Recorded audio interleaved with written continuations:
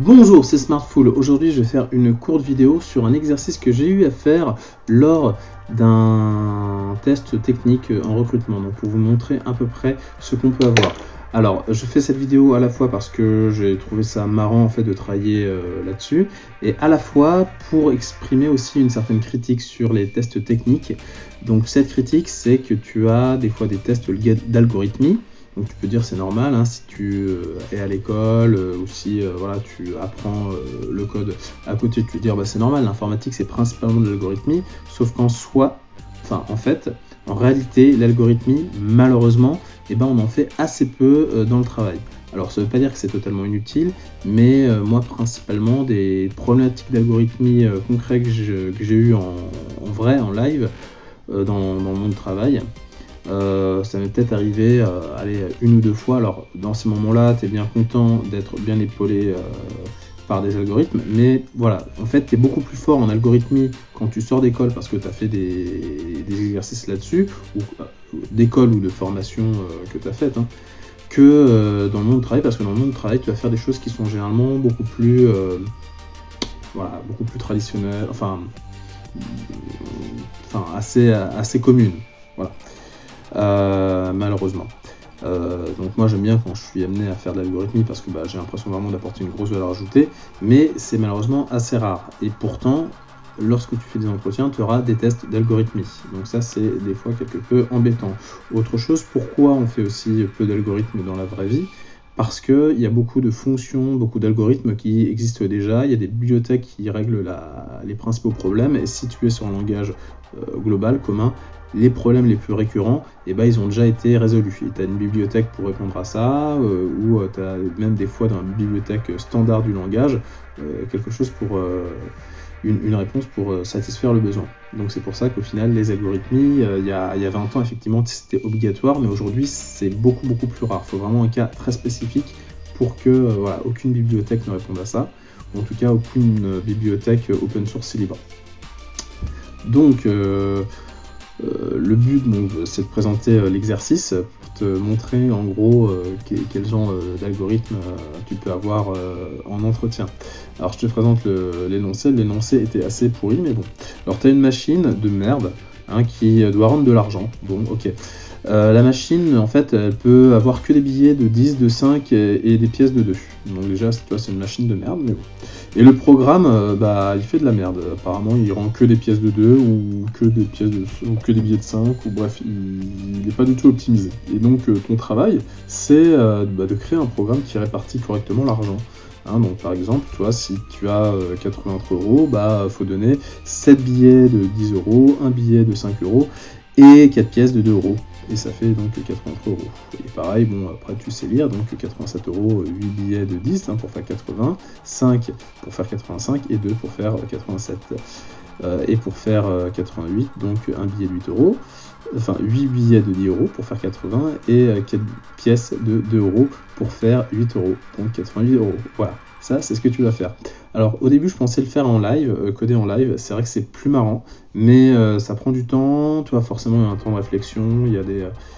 Donc voilà, je vais te présenter en fait ma solution tout simplement, ce sera plus simple, ce sera plus sympa je pense pour toi, parce que sinon la vidéo aurait été longue, et là tu vas quand même voir les solutions. Je te laisse quand même faire cet exercice de ton côté, je pense que c'est vraiment important. Alors soit tu es curieux et donc dans ce cas-là tu vas tout de suite voir la solution, mais si tu t'intéresses à l'informatique et que tu as envie de progresser, de faire les choses, c'est un exercice moi qui m'a pris pris un peu de temps. Alors malheureusement quand je l'ai fait dans le test technique, j'avais 40 minutes pour le faire. Alors j'ai fait quelque chose, mais ça fonctionnait à moitié, c'était pas tip top, et j'étais un peu frustré et je voulais quand même aller un peu plus loin, et donc j'ai pris du temps pour le faire à côté. Donc ça fait travailler les méninges et ça te fera travailler aussi le code, et voilà, moi je trouve ça intéressant, je trouve ça marrant, donc je t'invite toi aussi à faire l'exercice, en tout cas d'essayer de le faire. De prendre aussi un peu de temps, peut-être une demi-heure, 40 minutes, comme ce qui était donné dans l'exercice, pour toi aussi faire cet exercice, pour toi aussi t'exercer à le faire. Si tu trouves pas, c'est pas grave, le principal c'est de voir les choses comme ça, tu seras beaucoup plus content de voir la solution, tu verras la solution que moi je propose et qui fonctionne. Donc voilà, 1, 2, 3. Bon, maintenant, si on en est là, c'est c'est que tu vois la solution. Donc j'ai appelé le programme Dispatch Money. Tac, ouais. Voilà, ok, c'est bon. Simplement, l'ordinateur galère à cause de la mémoire vive, j'imagine. Je vais fermer... non, je vais pas fermer ça. Non, vas-y, c'est bon. Ok. Excuse, mon ordinateur est pourri. Donc, je vais pas te montrer tout de suite la solution, je vais te montrer déjà ce que je fais. Donc, en fait, je vais afficher, donc, voilà, un en-tête, hein, donc c'est simplement du console log. Et voilà, plutôt que de faire le test sur quelques tests différents, je vais aller d'une somme de 0 jusqu'à 100. Voilà. Alors, en fait, ce sera de 0 jusqu'à 99, parce que le 100 est exclu. Comme ça me donnera voilà, une vision assez globale. Voilà. Il y a un point particulier, c'est qu'il y a des configurations, donc on a des pièces donc, de 10, des pièces de 2, des billets de 5 et des billets de 10. Avec ces configurations, il y a des chiffres qu'on ne peut pas atteindre. Donc si on ne peut pas les atteindre, eh ben, on dirait que le remboursement est impossible. Oui, je t'ai dit que c'était une machine de merde. Voilà, il y a des configurations qui sont tout simplement pas possibles. Donc voilà. Et donc on va le dire. Donc j'ai créé une fonction optimize qui va nous renvoyer nul quand c'est pas possible pour que on affiche le fait que le remboursement n'est pas possible. Et si c'est possible, eh ben, je vais afficher la répartition. Donc en fait on a un objet qui a les valeurs, enfin les propriétés B10, B5 et C2 qui a la bonne répartition. Voilà. Et puis je mets un petit tiret, 3 petits tirets pour passer en fait à la valeur suivante. Donc maintenant je vais passer tout de suite à la solution que j'ai mis en œuvre, donc la fonction optimize qui prend la somme en paramètres. On crée donc un objet cache qui a 3 propriétés, donc B10, B5 et C2. C'est cette propriété voilà, qui sera retournée, sauf avec les bonnes valeurs. Je crée, donc j'initialise deux variables dizaines et unité qui sont initialisées à 0, et je prends mes cas particuliers. Donc j'avais dit qu'il y avait des cas particuliers où c'était pas possible, où on renvoie nul. Il n'y en a que deux, c'est le cas de 1 euro et de 3 euros. Heureusement ça va, donc c'est-à-dire que la machine ne peut pas a priori rendre la monnaie pour des sneakers, mais pour des choses un peu plus élevées, et elle pourra rendre la monnaie. Bon, en fait, moi j'ai identifié deux cas particuliers, le cas où les chiffres sont pairs et le cas où les chiffres sont impairs. Alors, dans le cas où les chiffres sont pairs, en fait, je récupère donc les dizaines et je récupère les unités. Pour récupérer les dizaines, c'est simple, je divise par 10, et au cas où voilà, il me fait des trucs bizarres, je vais vraiment avoir la partie entière, donc je fais floor, donc je récupère la partie entière de ma division par 10, comme ça j'ai mes dizaines. Pour mes unités, en fait, je prends le modulo de 10, donc j'ai le reste de la division par 10.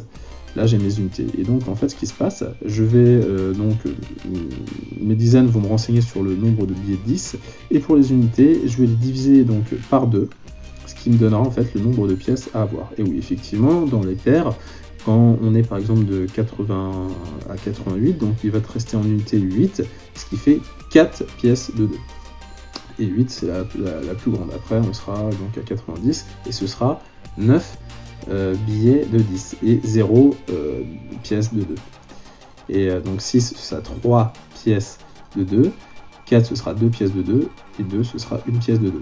Donc en fait, ça c'est un schéma qui est récurrent, et donc voilà, on va simplement diviser les unités par 2. N'oublie pas, là, donc j'ai calculé le modulo, donc si le reste de la division par 2 est égal à 0, c'est qu'on a un chiffre pair, et dans ce cas-là, on aura toujours une division par 2 qui sera voilà, donc de 0, 1, 2, 3 ou 4.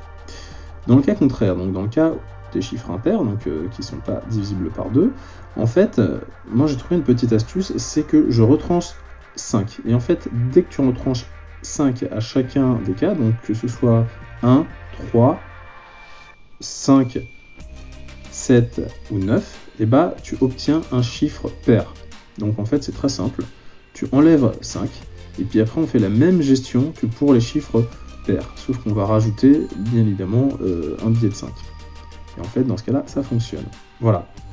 Alors comme ça paraît simple, et c'est pour ça que je t'invitais à faire ce test, parce que je me suis quand même bien pris la tête, et avant de trouver ce pattern, enfin les différents patterns que j'ai trouvés, voilà, j'ai dû poser sur papier les choses. Au début je me suis dit mais non, c'est simple, je vais pas le poser sur papier, et j'ai perdu pas mal de temps.